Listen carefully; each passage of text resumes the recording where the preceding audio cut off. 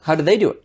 They make it up. That was Gary Black calling out ARK Invest, saying that they make up their numbers on Tesla stock. Let's dive in. We've taken our numbers down, but we didn't take our out-year numbers down because of Cybertruck, because of the $25,000 vehicle, because we think Tesla will be able to solve FSD at some point. I have been following Gary Black pretty closely for maybe about 6 months. Maybe he said that before, but in the 6 months that I have been following him, this is the first time I am hearing about him saying Tesla is going to solve full self-driving. This is news to me, although he did say before that he does model full self-driving as a driver assist feature. So if you're buying the vehicle, you basically get better software and you pay for that extra. He did model that, but if your model projects that Tesla is going to solve full self-driving, then it would be only logical to also model that Tesla is going to make some money from robotaxis. Gary is really surprising me here. We don't add robo-taxis and we think that's foolish. Well, that didn't last long, did it? How does this make sense to you?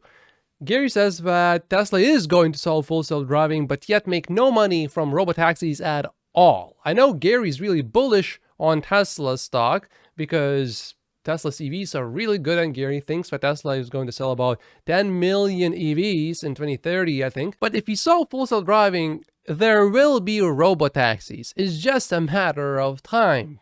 Usually Gary makes sense.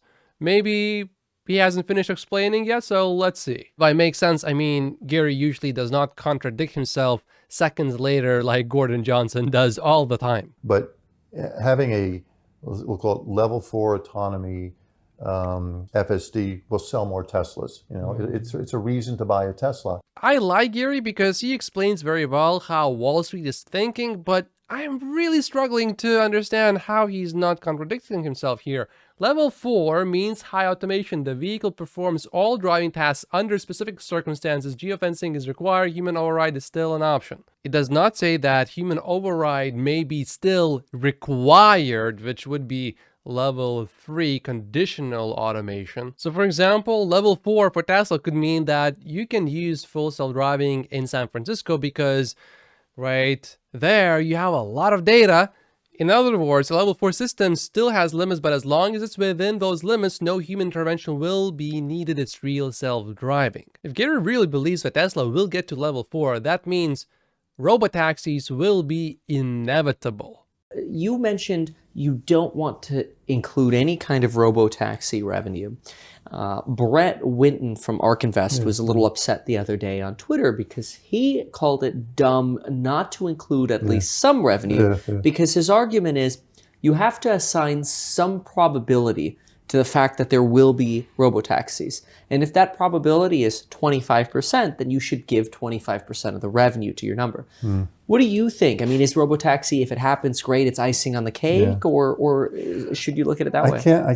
I can't model it, Kevin. I can't put a number on it. And if I can't put a number, I can't put it into my valuation model. For me, to be successful, it is important to think for myself. I can't put that in a model and tell you, this is how important it is to think for myself. This is exactly how much of my success came from thinking for myself. I can't do it, but I know it is very important. I would much rather be roughly right than precisely wrong. I know Tesla is going to make a lot of money from robotaxis if Tesla solves full self-driving fully, which I believe, based on all of the AI data that we have, that is going to be inevitable because all of these models, the more data you feed to them, the better they become. And Tesla has the most data by far. I can't see how Tesla is not going to solve full self-driving eventually. And it is extremely difficult to put a correct number to value that future cash flow. We can put a rough number. It is going to be somewhat wrong to a certain degree for sure, definitely. But I much rather do that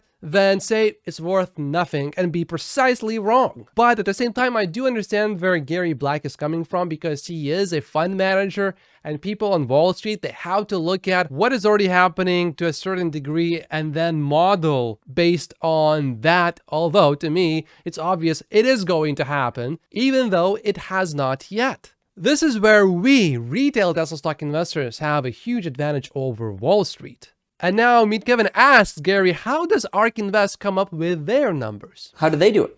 They make it up. They just assume, it's like you said, they just assume it's going to happen. But, look, we've had Elon promising robotaxi since 2019. It's next year. And he did it again on the first quarter call. He says, well, by the end of the year. And it may happen. And if we can get to the point where, and let's define what it is, you can sit in the back seat, and from a liability standpoint, you're willing to put your neck on the line and say, we're going to be a level 4 autonomy product, where we're going to assume the liability if the car crashes, right? Which I don't think Tesla's willing to do that. No, they won't do that. So if you're willing to put your neck out and say we're level 4 autonomy where it drives itself, and they do that, then I would be willing to put it into my model. FSD is obviously going to be solved. The question is when exactly. If you are skeptical, I want to ask you, when did you think AI was going to surpass human beings in terms of passing the medical exams and law exams? For example, the bar exam.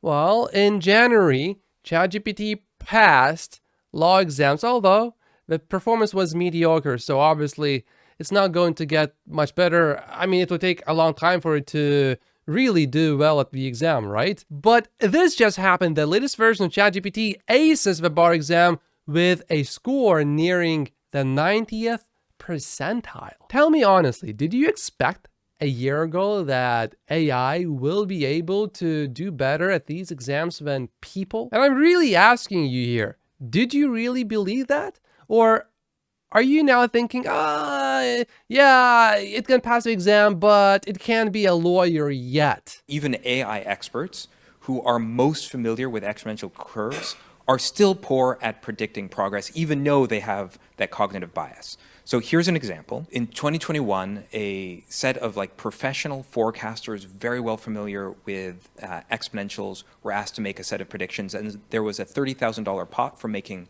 the best predictions.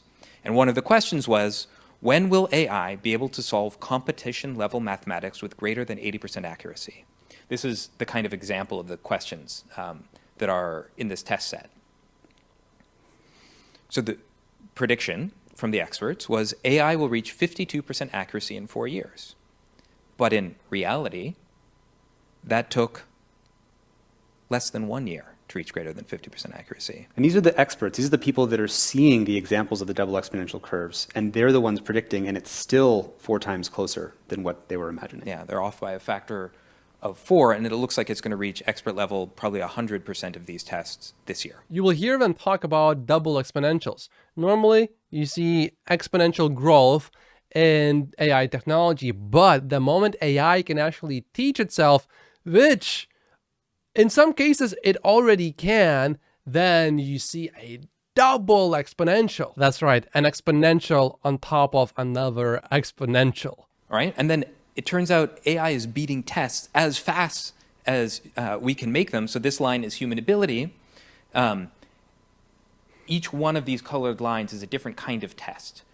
And you'll see that at the beginning, it took 20 years for AI to get up to the level of human ability. And by the time we reach 2020, AI is solving these tests pretty much as fast as we can create them. You can imagine what happens 2021, 2022, 2023. Full self-driving is just another test. But this test is very different in terms of how you have to solve it. Because you see, if you want to create a large language model, you have access to the whole internet, and everyone does.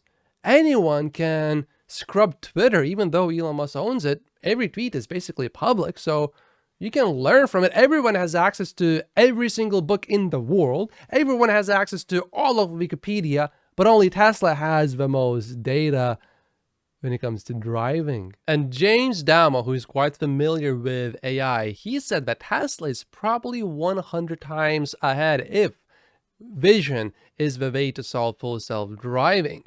And he actually said Tesla could be 1,000 times ahead. I just put 100 in the title because I just thought that sounded a little bit too crazy for a title. No one would click on that then. Only Tesla has millions of cars on the road today with cameras, with all of the sensors needed for full self-driving, collecting data for Tesla.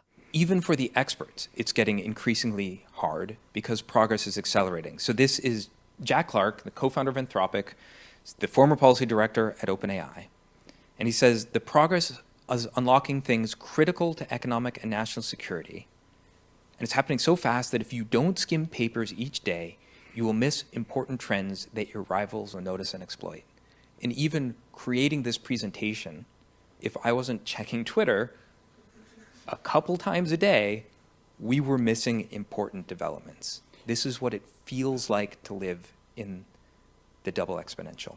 And the double exponential is working in Tesla's favor because Tesla has all of the data. These models require an insane, ridiculous amount of data. If you just give one book to AI, it won't learn much from it. But if you give it 1,000,000 books, it will become a master at many things. Look at how much data these models had to have for them to be even a tiny little bit useful.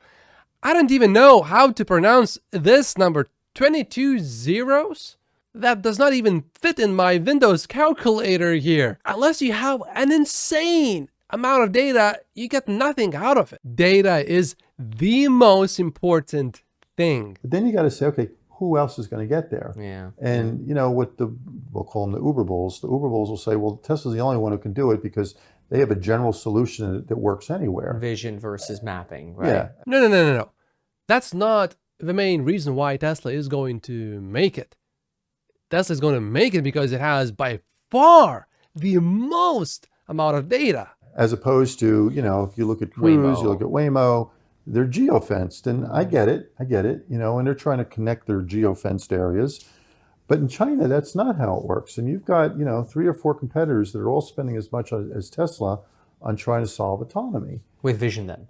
With anything. I mean, With anything. some use a combination of vision and LiDAR. Some use, as Tesla's doing, vision and radar. Sure. You know, they all have HD mapping, and they're all spending a lot of money on this to try to get there. Sure. A lot of them using NVIDIA as well to support. Yeah. right. Like I think Neo is. Well, that's why NVIDIA, that's one of the reasons besides AI Yeah. that NVIDIA has done so well. But I'm not smart enough to know who's going to be the winner in 3 to 5 years when Tesla's willing to put their, you know, their liability neck on the line. You can have as much money as you like. And if Tesla is not selling that data to you, you need to collect it. And if you don't have it, if you're not spending the money to collect more data, you are wasting your money. But you will not be wasting your money if you like the channel and you like to support it on Patreon. You may find the link down below in the description where I post exclusive videos a few times per week. And this video explains why the Tesla board members are not buying more Tesla stock. My name is Matt Posius. Like and subscribe if you haven't yet, and I'll see you in the next video. Thank you so much for watching.